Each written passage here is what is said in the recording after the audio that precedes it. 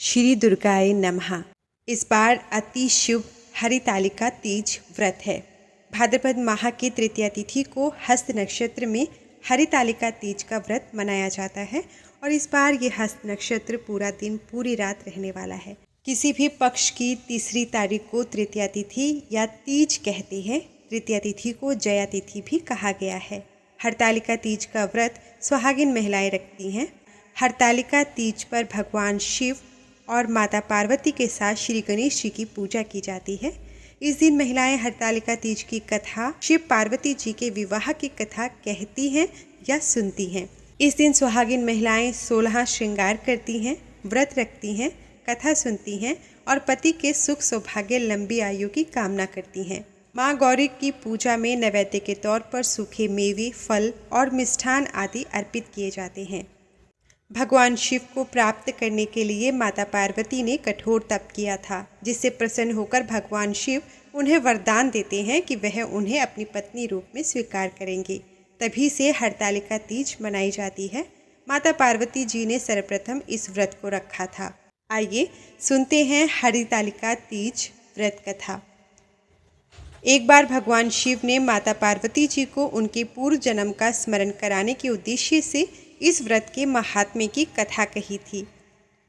श्री भोले शंकर जी बोले, हे गौरी, पर्वतराज हिमालय पर स्थित गंगा के तट पर तुमने अपनी बाल्यावस्था में 12 वर्षों तक अधोमुखी होकर घोर तप किया था। इतनी अवधि तुमने अन्न न खाकर पेड़ों के सूखे पत्ते चबाकर व्यतीत किए। माघ की विकराल शीतलता में तुमने निरंतर जल में प्रवेश करके तप किया। वैशाख की जला देने वाली गर्मी में तुमने पंचाग्नि से शरीर को तपाया। श्रावण की मूसलाधार वर्षा में खुले आसमान के नीचे बिना अन्न जल ग्रहण किए समय व्यतीत किया। तुम्हारे पिता तुम्हारी कष्ट साध्य तपस्या को देखकर बड़े दुखी होते थे। उन्हें बड़ा कलेश होता था। तब एक दिन तुम्हारी तपस्या तथा पिता के कलेश को देखकर नारद जी तुम्हारे घर पधारे। तुम्हारे पिता ने हृदय से अतिथि सत्कार करके उनके आने का कारण पूछा। नारद जी ने कहा, गिरिराज, मैं भगवान विष्णु के भेजने पर यहाँ उपस्थित हुआ हूँ। आपकी कन्या ने बड़ा कठोर तप किया है। इससे प्रसन्न होकर भगवान विष्णु आपकी सुपुत्री से विवाह करना चाहते हैं। इस संदर्भ में आपकी राय जानना चाहता हूँ।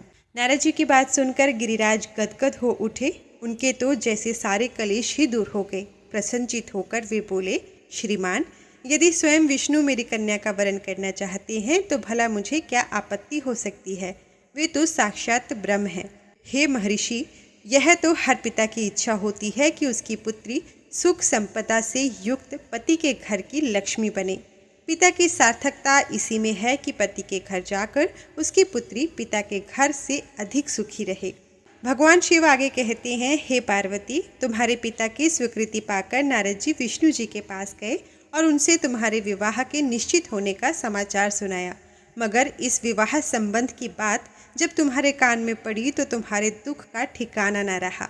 तुम्हारी एक सखी ने तुम्हारी इस मानसिक दशा को समझ लिया। उसने तुमसे उस विक्षिप्तता का कारण जानना चाहा। तब तुमने बताया, मैंने सच्चे हृदय से भगवान शिव शंकर का वरण किया है, किंतु मेरे पिता ने मेरा विवाह विष्णु जी से निश्चित कर दिया। मैं विचित्र धर्म संकट में हूँ, अब क्या करूँ। प्राण छोड़ देने के अतिरिक्त अब कोई भी उपाय शेष नहीं बचा है। हे पार्वती, तुम्हारी सखी बड़ी ही समझदार और सूझबूझ वाली थी। उसने कहा, सखी, प्राण त्यागने का इसमें कारण ही क्या है। संकट के मौके पर धैर्य से काम लेना चाहिए। नारी के जीवन की सार्थकता इसी में है कि पति रूप में हृदय से जिसे एक बार स्वीकार कर लिया, जीवन पर्यंत उसी से निर्वाह करे। सच्ची आस्था और एक निष्ठा के समक्ष तो ईश्वर को भी समर्पण करना पड़ता है। मैं तुम्हें घनघोर जंगल में ले चलती हूँ, जो साधना स्थली भी हो और जहाँ तुम्हारे पिता तुम्हें खोज भी ना पाएं। वहाँ तुम साधना में लीन हो जाना। मुझे विश्वास है कि ईश्वर अवश्य ही तुम्हारी सहायता करेंगे। हे पार्वती, तुमने ऐसा ही किया। तुम्हारे पिता तुम्हें घर पर न पाकर बड़ी दुखी और चिंतित हुए। वे सोचने लगे कि तुम जाने कहाँ चली गई।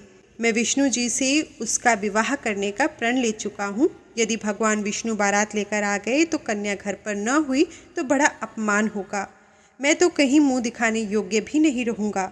यही सब सोचकर गिरिराज ने जोर शोर से तुम्हारी खोज शुरू करवा दी। हे पार्वती, इधर तुम्हारी खोज होती रही और उधर तुम अपनी सखी के साथ नदी के तट पर एक गुफा में मेरी आराधना में लीन थी। भाद्रपद शुक्ल तृतीया को हस्त नक्षत्र था। उस दिन तुमने रेत की शिवलिंग का निर्माण करके व्रत किया। रात भर मेरी स्तुति के गीत गाकर जागी।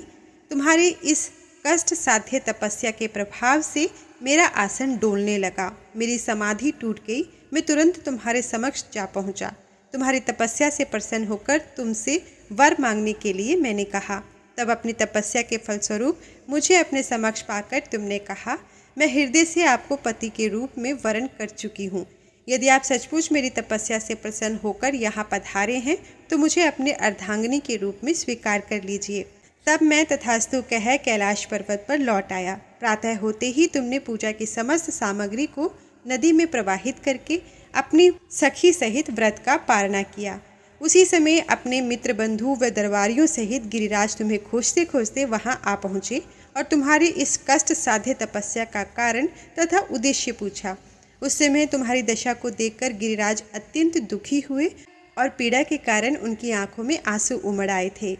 तुमने उनके आंसू पोंछते हुए विनम्र स्वर में कहा, पिताजी, मैंने अपने जीवन का अधिकांश समय कठोर तपस्या में बिताया है। मेरी इस तपस्या का उद्देश्य केवल यही था कि मैं महादेव को पति के रूप में पाना चाहती थी। आज मैं अपनी तपस्या की कसौटी पर खरी उतर चुकी हूँ। आप क्योंकि विष्णु जी से मेरा विवाह करने का निर्णय ले चुके थे, इसलिए मैं अपने आराध्य की खोज में घर छोड़कर चली आई। अब मैं आपके साथ इसी शर्त पर घर चलूँगी कि आप मेरा विवाह विष्णु जी से न करके महादेव जी से करेंगे। हे पार्वती, गिरिराज मान गए और तुम्हें घर ले गए। कुछ समय के पश्चात शास्त्रोक्त विधि विधान पूर्वक उन्होंने हम दोनों को विवाह सूत्र में बांध दिया। हे पार्वती, भाद्रपद की शुक्ल तृतीया को तुमने मेरी आराधना करके जो व्रत किया था, उसी के फलस्वरूप मेरा तुमसे विवाह हो सका। इसका महत्व यह है कि मैं इस व्रत को करने वाली कुंवारियों को मनोवांछित फल देता हूँ। इसलिए सौभाग्य की इच्छा करने वाली प्रत्येक युवती को यह व्रत पूरी एक निष्ठा तथा आस्था से करना चाहिए। हर हर महादेव। जय माता पार्वती। धन्यवाद।